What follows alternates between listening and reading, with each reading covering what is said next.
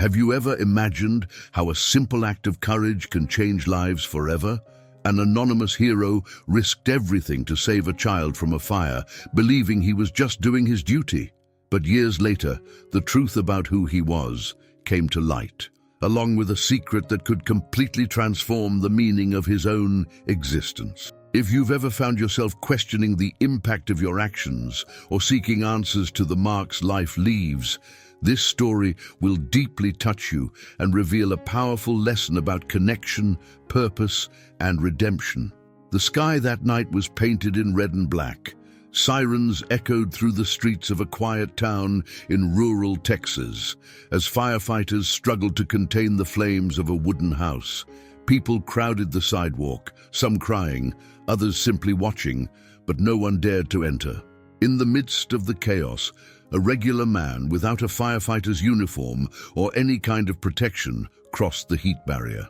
His name was Ethan Caldwell, a 32-year-old mechanic known in town for his generous heart and simple life. He lived alone in a workshop he inherited from his father and led a quiet routine. But that night, his instinct took over. He had gone out to buy bread when he saw the crowd. Without a second thought, he ran toward the flames. The child's mother, desperate, was shouting that her 6-year-old daughter Abby was still trapped in the room.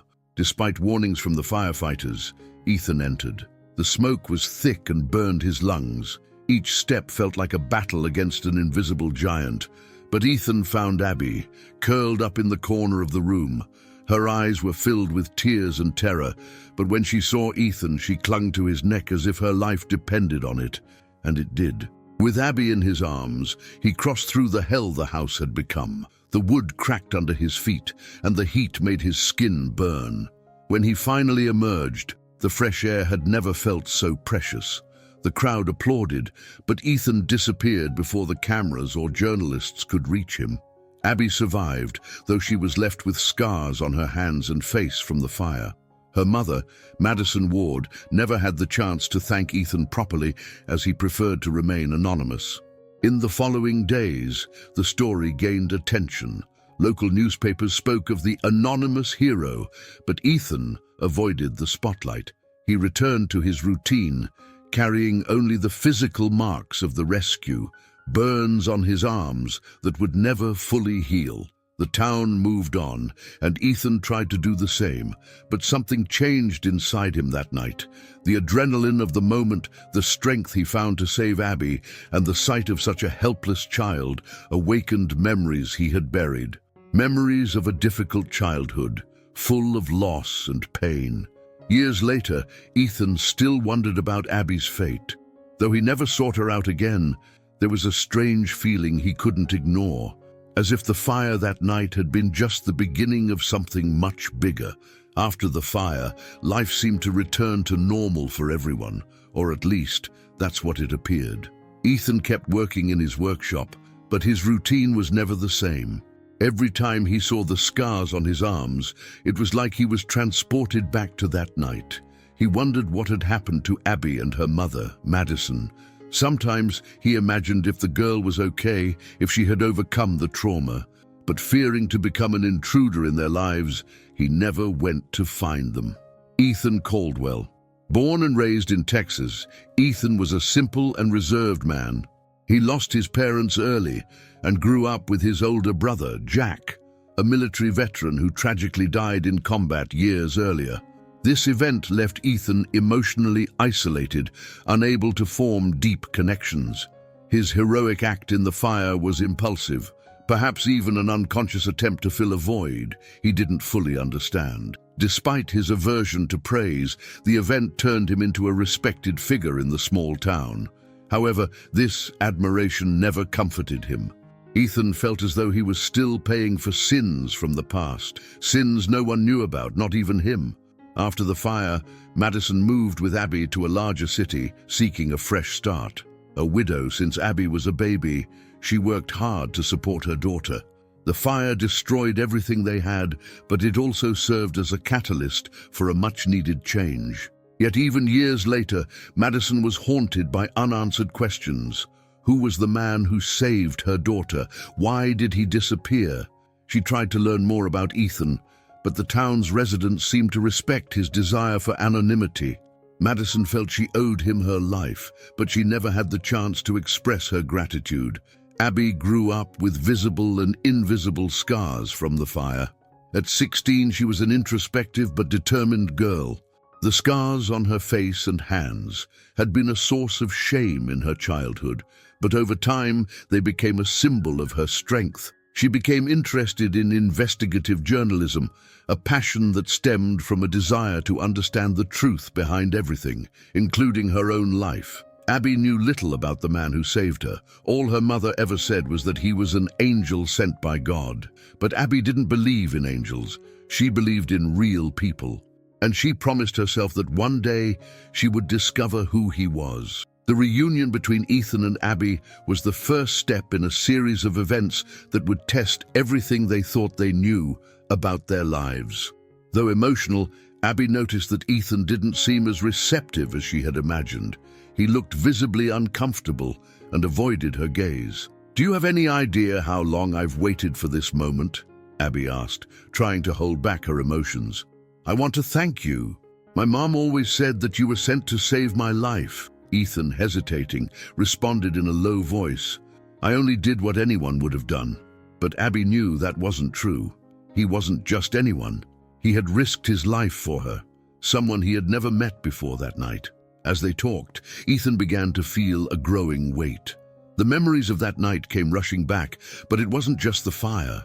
It was something deeper, something he couldn't explain. When Abby mentioned that she was investigating the fire, Ethan tensed. "Why would you look into this? It's been so long.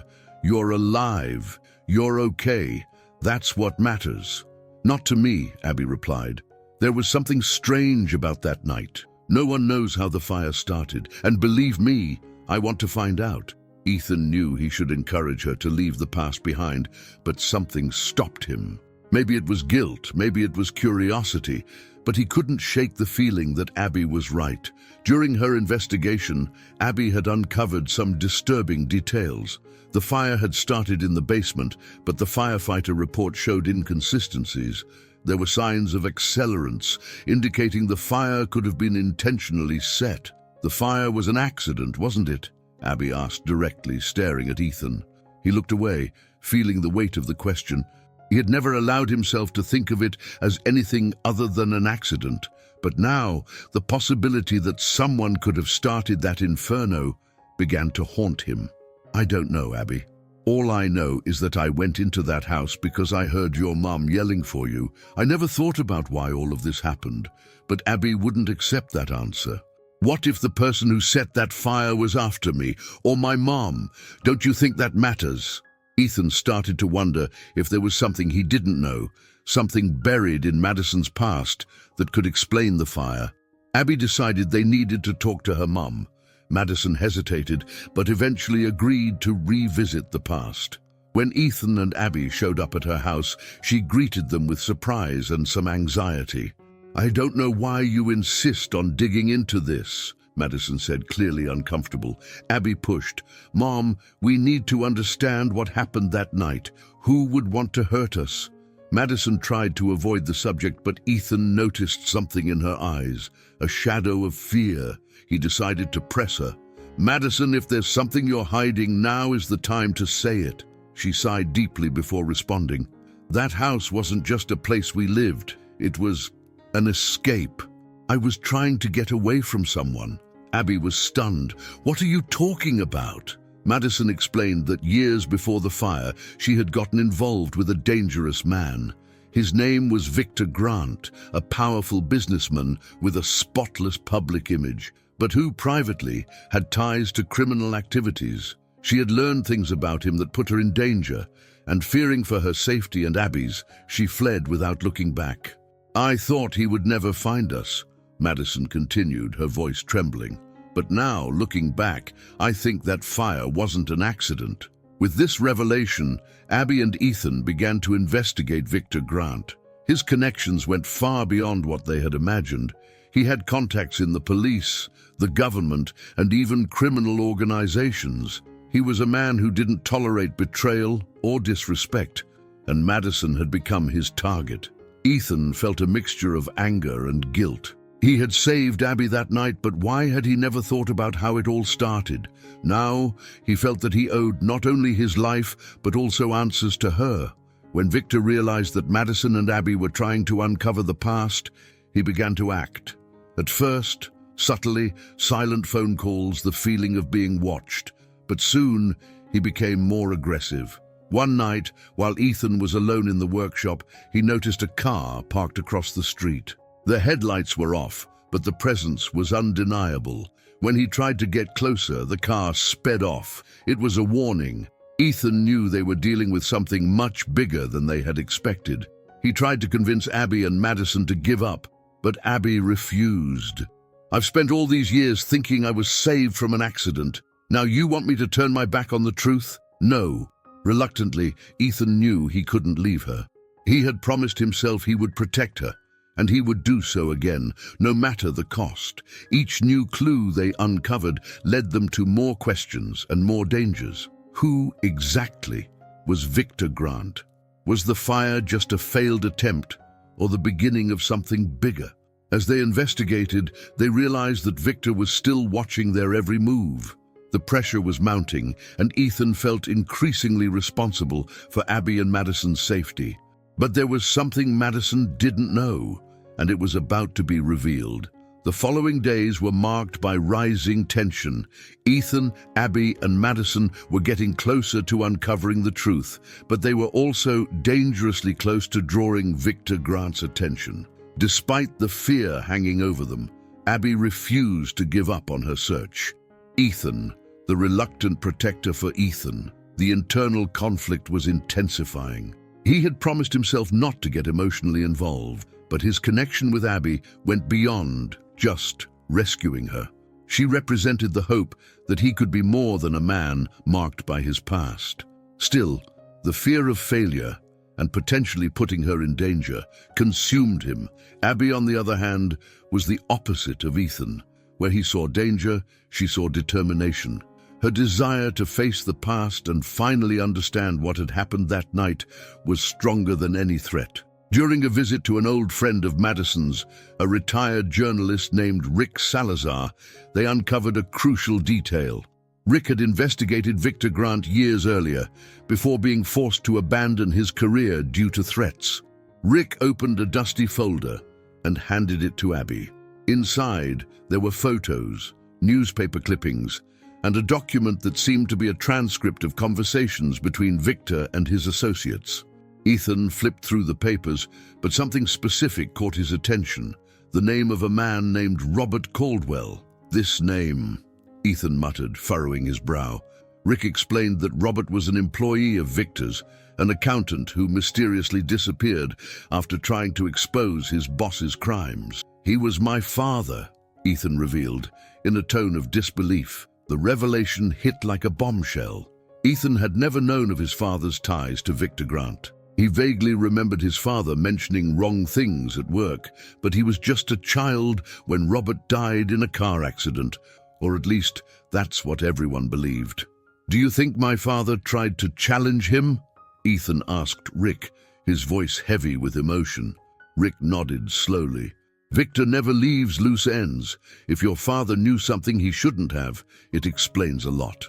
Madison stared at Ethan, shocked by the discovery.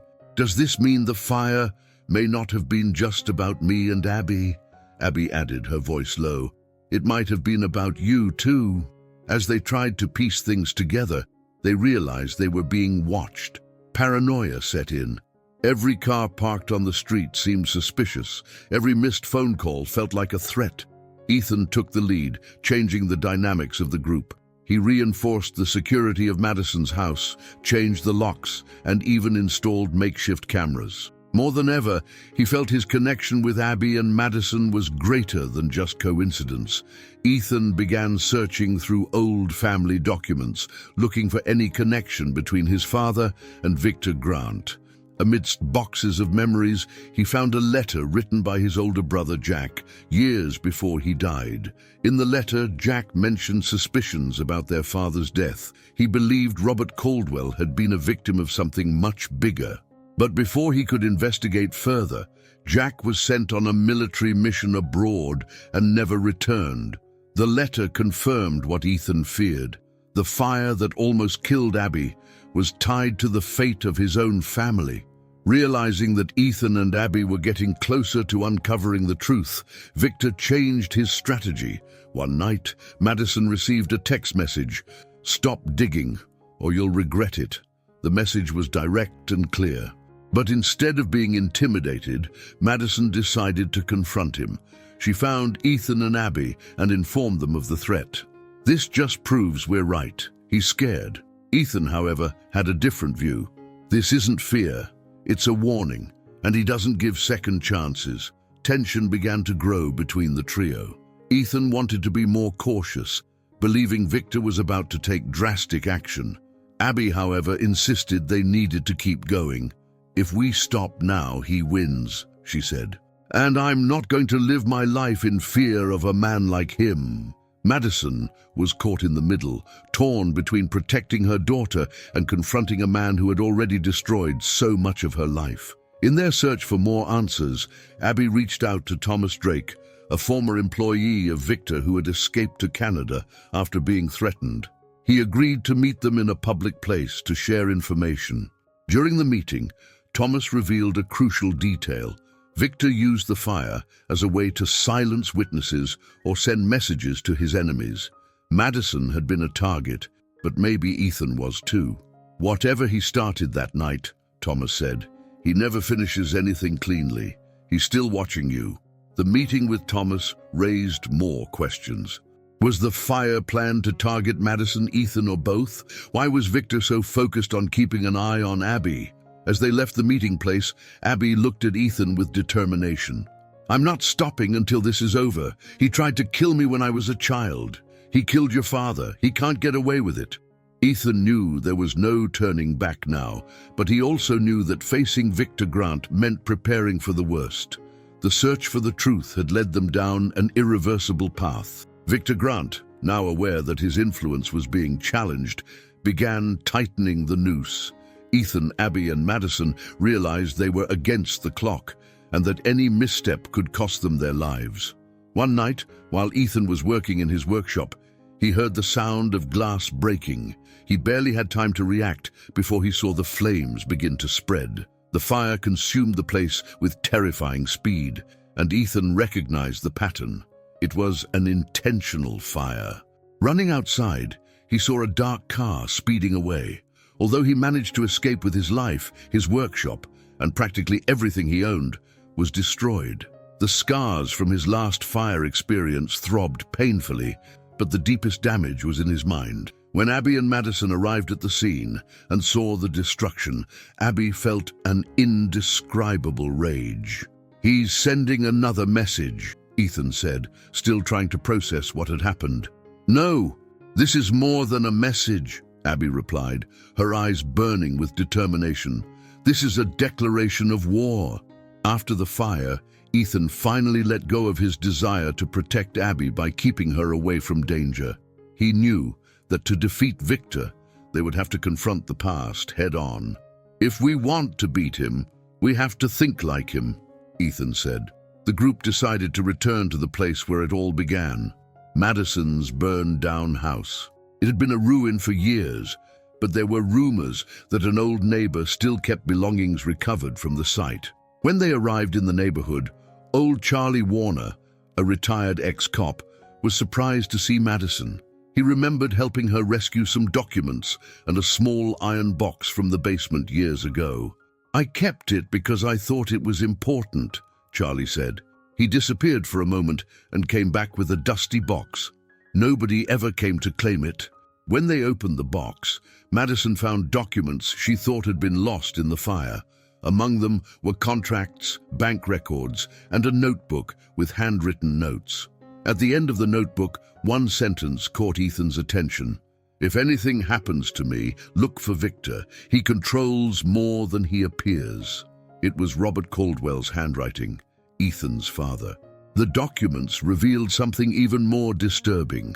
The fire that destroyed Madison's house wasn't just targeting her or Abby, it was part of a bigger plan. Robert Caldwell had helped Victor hide money from illegal transactions in properties around Texas. When he decided to expose Victor's crimes, Robert started recording evidence. But in doing so, he put his own family in danger. Victor thought Madison knew where the documents were, Ethan concluded. He used the fire to intimidate her, and also as a message to me. Abby remained silent for a moment before asking, "What now? What do we do with this?" Ethan, Madison, and Abby decided to use the documents as bait. Knowing that Victor was monitoring their every move, they made a plan to lure him to a location where they could confront him. Rick Salazar, the journalist, helped coordinate the operation. He used his connections to contact an FBI agent, Karen Mills, who had spent years trying to build a case against Victor. "If you can get him to the right place, we can arrest him," Karen assured them. The plan was dangerous. Victor wasn't just an influential man. He also had the resources to eliminate any threat before it could cause real damage. Ethan knew that for it to work, they'd have to act with surgical precision. "Are you ready for this?" Madison asked Ethan the night before the confrontation. He responded with conviction. "I've spent my whole life running from the past. It's time to face it." The meeting was set at an abandoned warehouse on the outskirts of the city. Rick Salazar published a fake article insinuating that the incriminating documents were at the location, ready to be handed over to the authorities. Victor fell for the trap. He arrived with 2 armed henchmen, but he was greeted by Ethan and Abby. Madison watched from a safe distance, ready to alert Karen Mills and her team. "So, you're Robert Caldwell's son," Victor said with a cold smile. "Seems like your family has a habit of sticking their noses where they don't belong." Ethan stared at Victor without blinking. "And it seems like you have a habit of destroying everything around you. This ends today." As the confrontation unfolded, Victor tried to intimidate Ethan. But what no one expected was the revelation he would make in that moment. "You really think this is about money? About documents?" Victor stepped forward. "No, this is about blood. Your mother knew that. That's why she disappeared before your father did." Ethan froze. He had never heard that his mother could have been involved. "She knew too much," Victor continued. "And if you want answers, maybe you should ask why she handed your father over to me before running." Abby, who had been watching everything, tried to keep calm. But this revelation changed the entire game. Before Victor could say more, the warehouse lights went out. The FBI team stormed in, surrounding the place. Shots were fired and chaos erupted. Ethan protected Abby as the agents clashed with Victor's henchmen. The criminal tried to escape, but Ethan caught up with him, facing him in a fight that pushed both of them to their physical and emotional limits. In the end, Victor was captured, but his words echoed in Ethan's mind. "Ask your mother." Victor Grant's arrest made national headlines. His name, once synonymous with power and influence, was now associated with corruption, extortion, and murder. The FBI had not only captured him, but they had also seized documents linking his activities to a criminal network that had been operating for decades. For many, this seemed like the end of an era of fear. But for Ethan, Abby, and Madison, it was only the beginning of another phase.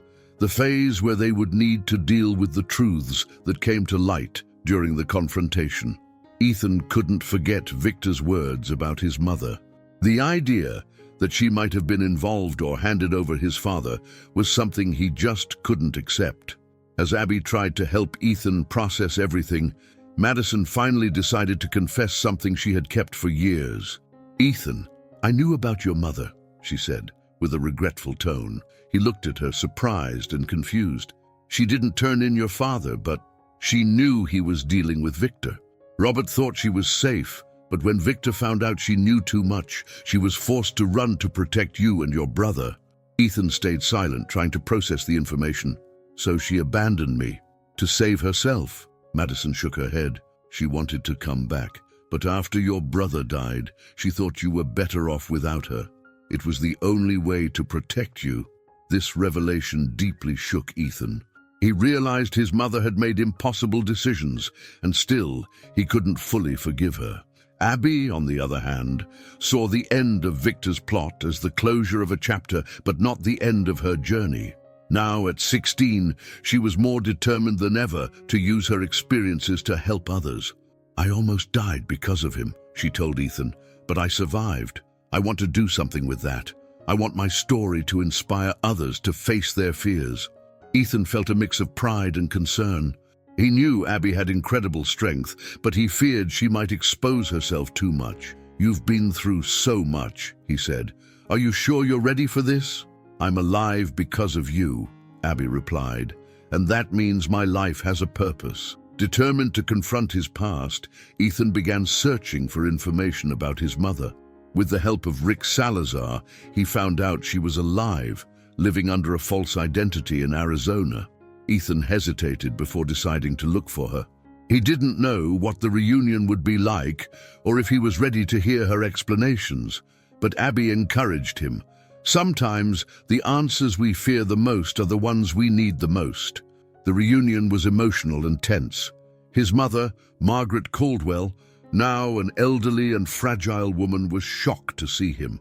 "I thought I'd never see you again," she said, tears in her eyes.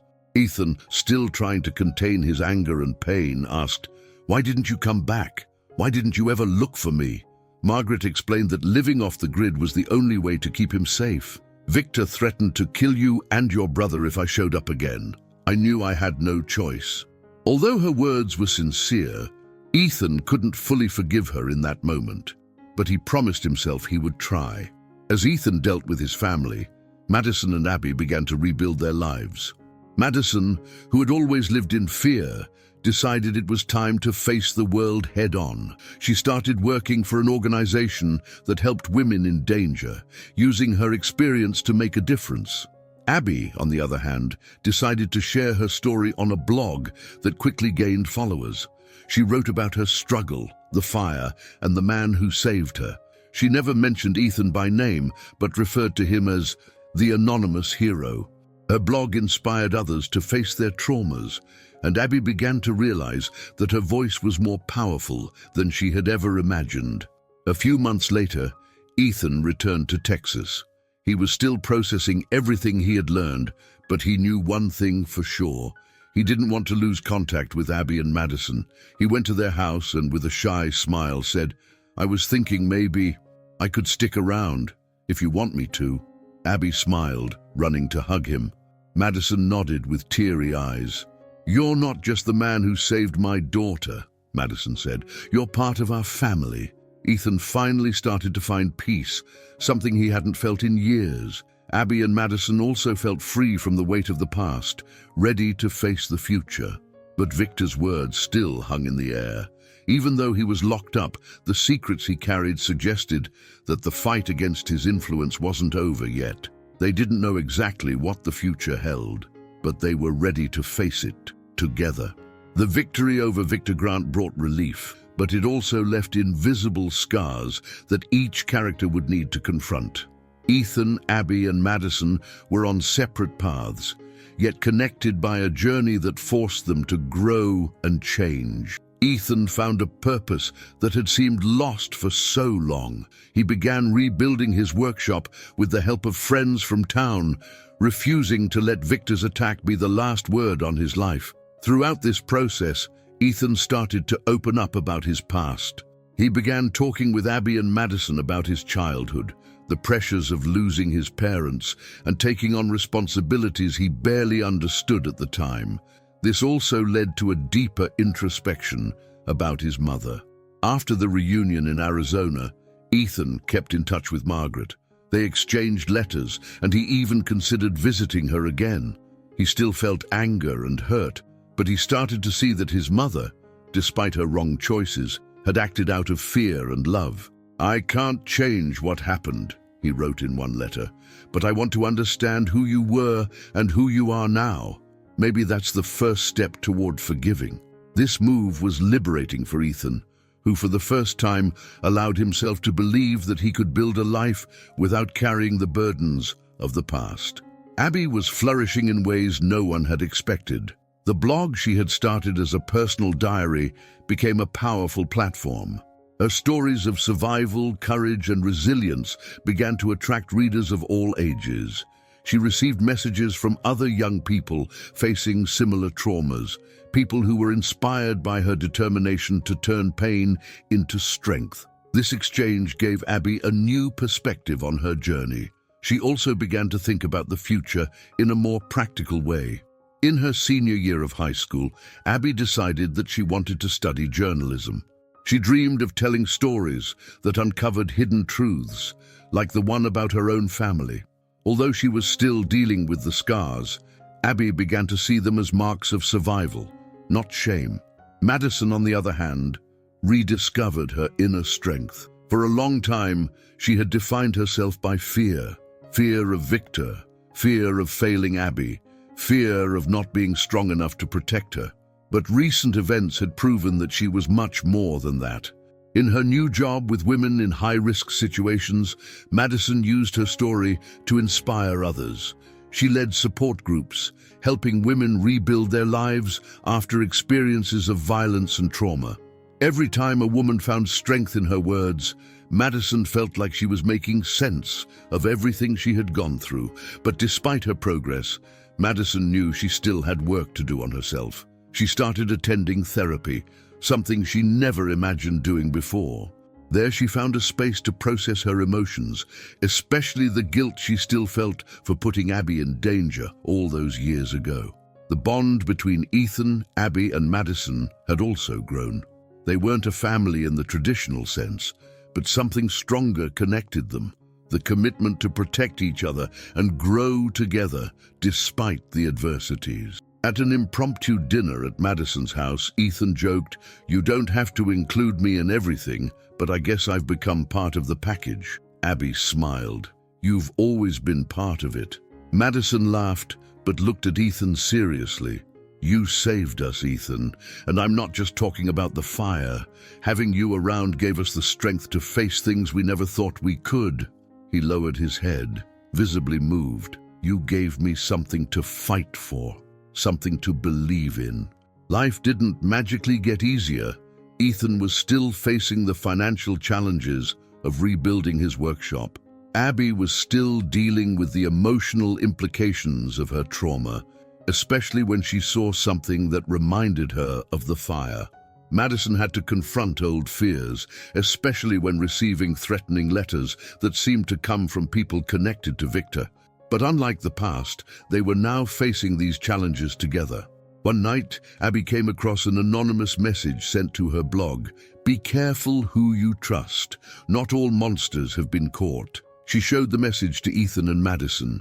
Instead of panicking, they decided it was time to strengthen their connections with the FBI and stay prepared for anything that might come their way.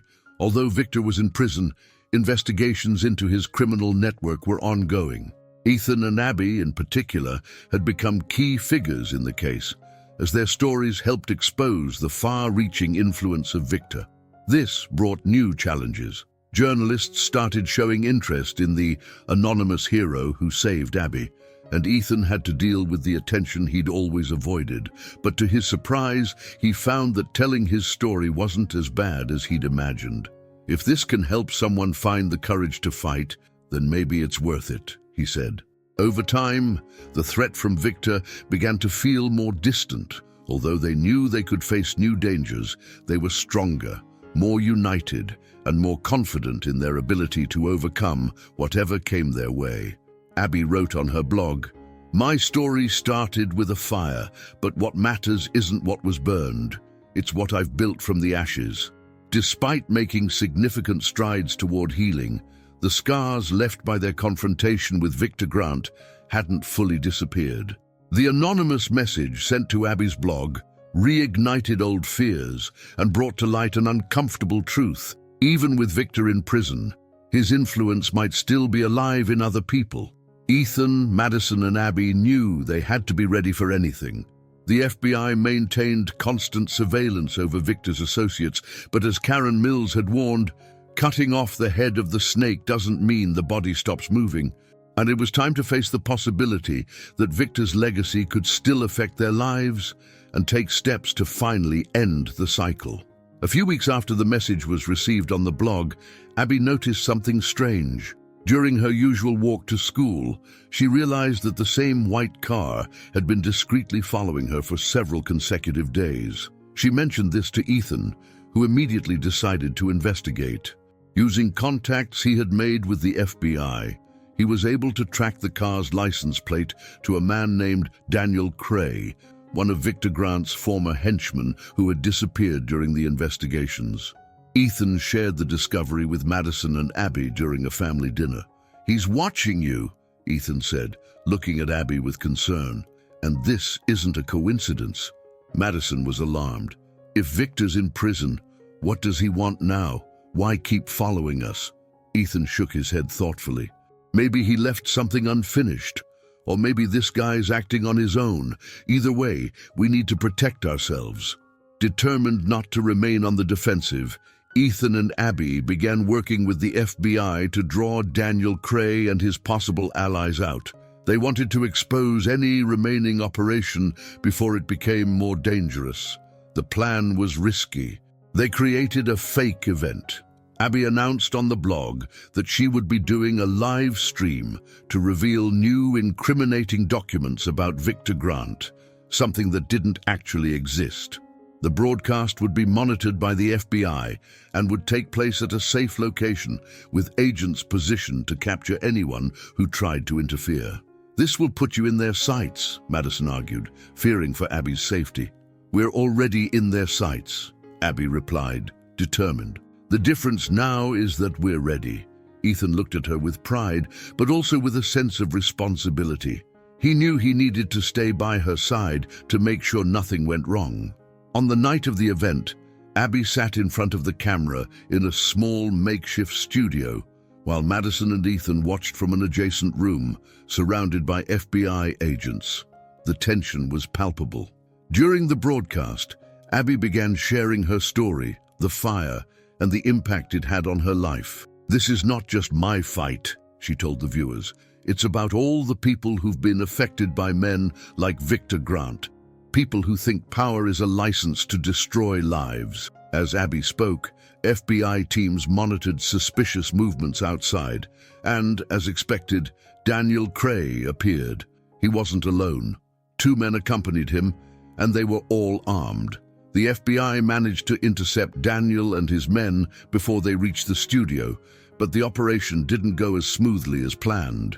One of the thugs managed to escape in the confusion, forcing Ethan and Madison to remain locked in the studio while the tactical team tried to track the fugitive. Inside the studio, Abby stayed calm, but Ethan could see the nervousness in her eyes. He took her hand and said, "You're safe. They won't get near you." Madison, on the other hand, was restless. "We're playing with fire, Ethan. This is exactly what they wanted, to take control from us." Soon after, the fugitive was captured. During the interrogation, he revealed that the thugs had been following orders from a man named William Knox, a name unknown to Ethan and Abby, but one that the FBI quickly identified as one of Victor's business partners. Knox wasn't just a business partner. He was in charge of coordinating operations to eliminate threats, someone who wouldn't hesitate to use violence to silence enemies. And according to the thugs, Knox believed Abby was still a threat because there was something she knew or had, even without realizing it. Karen Mills explained, "Victor may be in prison, but Knox is keeping his network alive, and he thinks you have something he wants."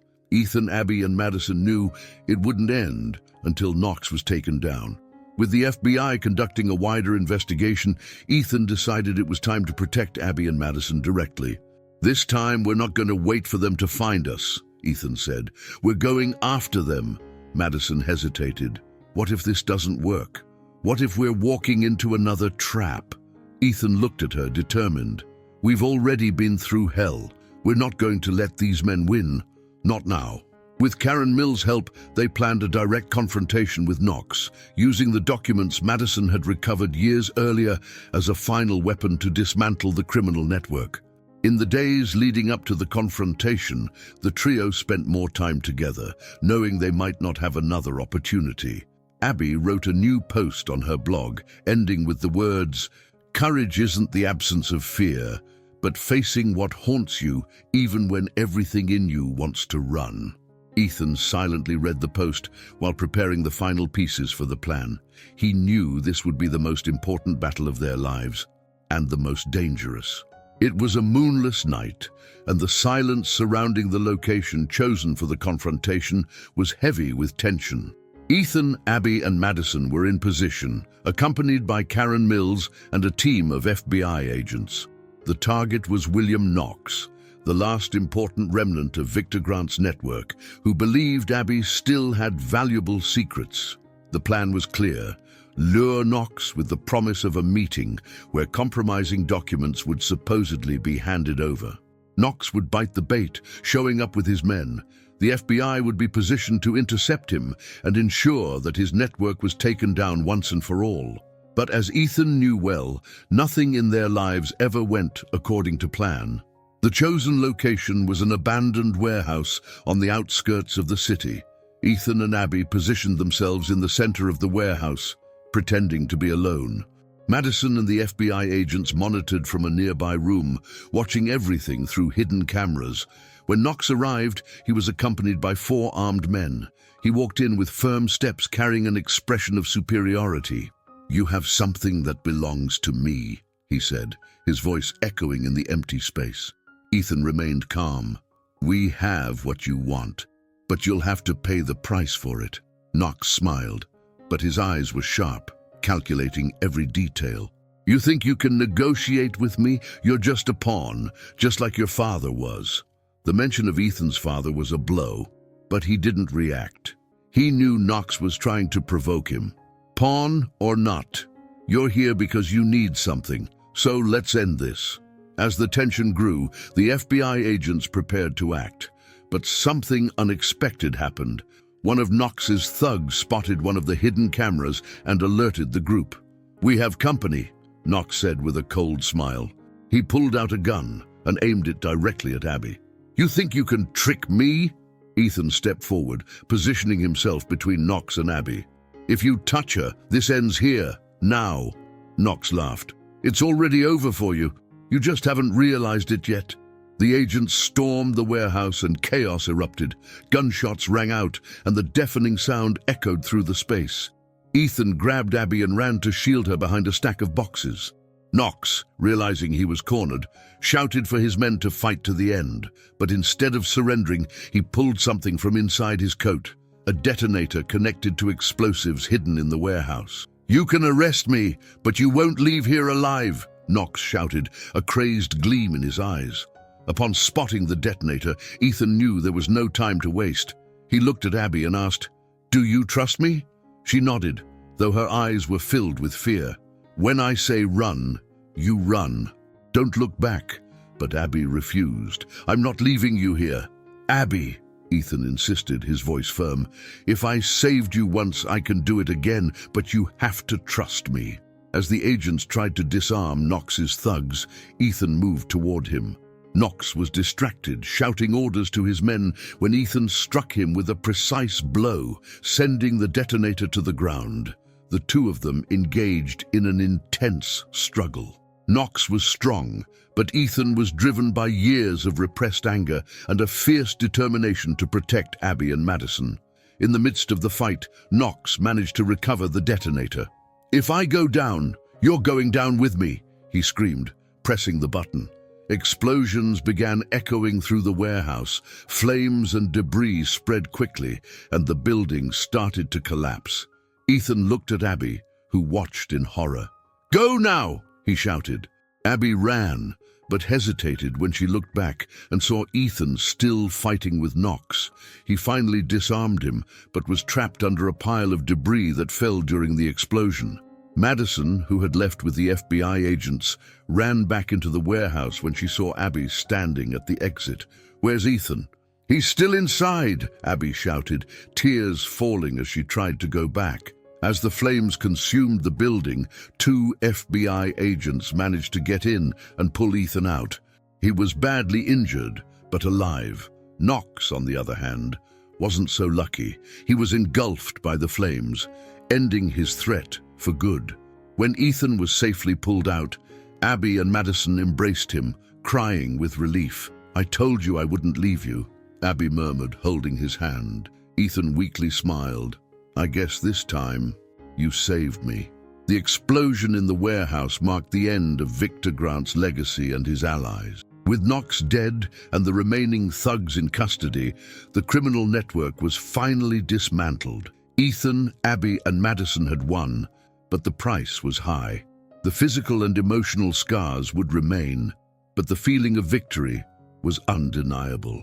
Dawn arrived like a promise of renewal. The flames of the warehouse had been extinguished, and with them, the dark legacy of Victor Grant and William Knox. Ethan, Abby, and Madison were alive, and for the first time in a long while, they could breathe easy. Ethan was in the hospital, his burns and injuries being treated. Abby and Madison stayed by his side the whole time. Despite the gravity of what they had faced, there was a sense of relief in their faces. "I thought I was going to lose you again," Abby said, holding Ethan's hand as he woke from a brief nap. Ethan smiled, still weak, but with a determination in his eyes that Abby knew well. "I'm not that easy to get rid of," Madison laughed, despite the tears. "I think we're all luckier than we deserve." The news of Victor Grant's ultimate downfall and the dismantling of his criminal network made headlines nationwide. Karen Mills went public to announce that the operation had taken down one of the most dangerous criminal organizations of the past few decades. Abby was praised for her courage in exposing the final remnants of the scheme. Ethan, though reluctant to receive recognition, was celebrated as the hero who had faced it all head-on. He, however, didn't want the spotlight.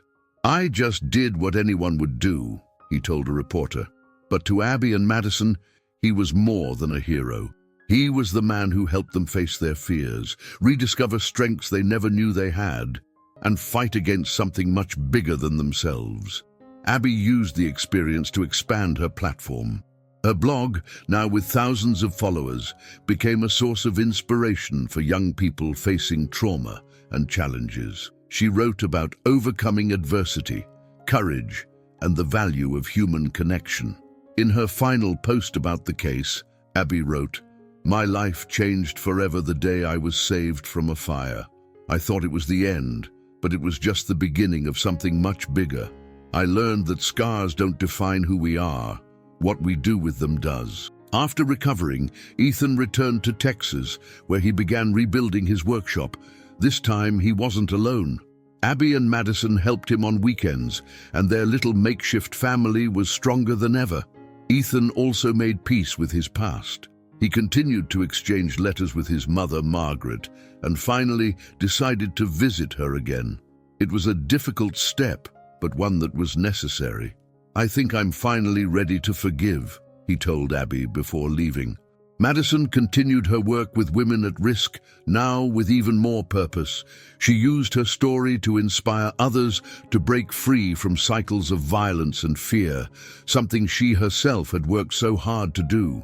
Watching Abby flourish and Ethan find his way, Madison felt that for the first time in years, she could truly move forward. On a quiet afternoon, Ethan, Abby, and Madison gathered in the workshop. While Ethan adjusted an engine, Abby read aloud a new article she was writing. Madison looked at them and smiled. "Who would have thought all of this started with a fire?" Ethan replied, his eyes shining. "Fires can destroy, but they can also purify. Sometimes it's from the fire that we emerge stronger." They laughed, and for a moment, everything seemed at peace. Months later, Abby was invited to give a speech at a conference for young leaders. She shared her story and ended with a message that echoed everything she had learned. The people who save our lives aren't always the heroes we imagine. Sometimes they're ordinary people who help us see the hero within ourselves. In the audience, Ethan and Madison applauded with pride, knowing that the past had finally stopped being a weight and had become the foundation of something greater. If this story resonated with you, think about the silent heroes who shape our lives, people who don't seek recognition, but whose actions leave an eternal impact. Like Abby, Ethan, and Madison, we all face our own internal fires. Share this story with someone who needs inspiration or with someone who believes in the power of overcoming adversity. Let it serve as a reminder that even the darkest moments can give birth to something beautiful. And then ask yourself, who is the unsung hero in your life?